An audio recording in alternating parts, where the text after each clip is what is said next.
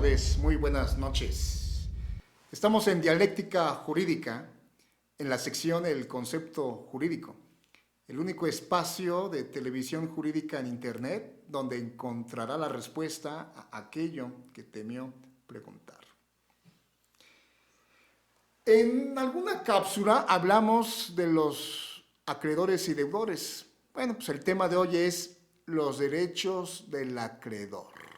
Ándale.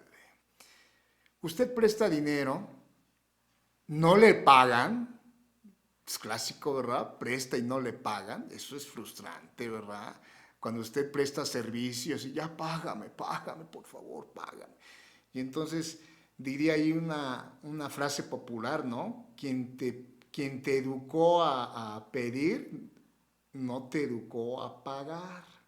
Y eso es de muy mal gusto, ¿eh? Muy mal gusto.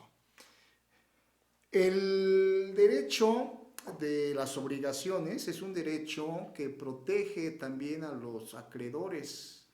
Y la pregunta aquí es, ¿qué derechos tiene el acreedor?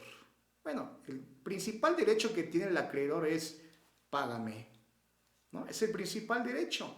Pero cuando no se cumple ese derecho, cuando el deudor no cumple con la obligación y por consiguiente no paga su deuda, el obligado se convierte ya en responsable.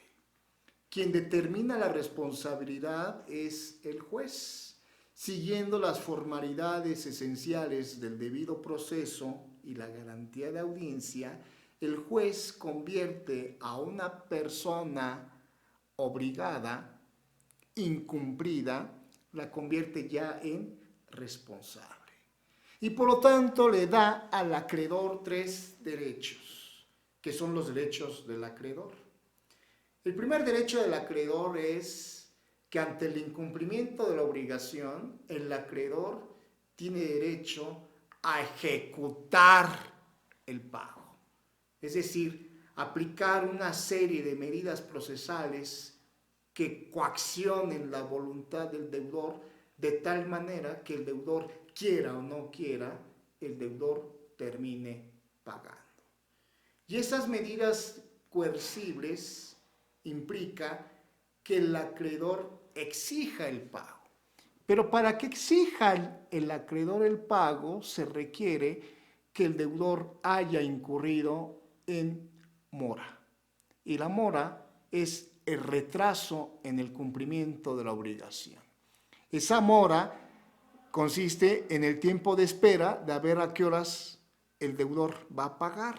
Y entonces el acreedor se la pasa así esperando. Entonces lo que hace el acreedor es interpelar, requerir, págame, y entonces a través del apoyo de la maquinaria judicial va a proceder a cobrarse. Y la manera de cobrarse es a través del embargo de bienes.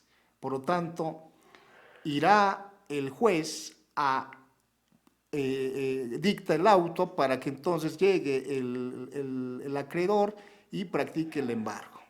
Ese es el primer derecho.